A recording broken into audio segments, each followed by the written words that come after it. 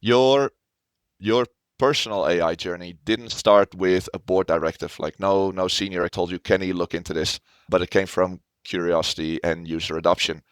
Do you think that's the most realistic path for AI in manufacturing today? I think it probably depends on the type of the company or the size of the company. My experience has been in mid-level manufacturing organization, and key initiatives typically are not driven from the board or from the senior executives.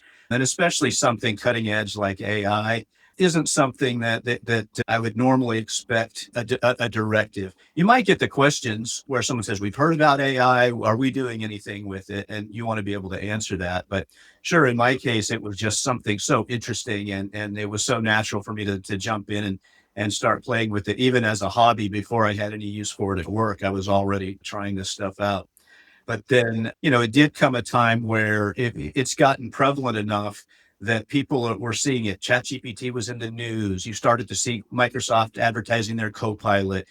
Some of these things are already available. And so then we started having users who were saying, what is it okay to use? And which ones are we using here? And so it did actually start to be, like you said, a ground roots effort to say, what should we use? And then even in our cybersecurity training, that we do every year, one of the little bits in it said that there can be dangers in using AI. You could expose your company data. Be sure and check your, company handbook for, using AI. And so then we had the general counsel saying, "Hey, do we have a company handbook mentioning the AI? What's our policy on Yeah. AI?" So you do start to get hearing it from different directions.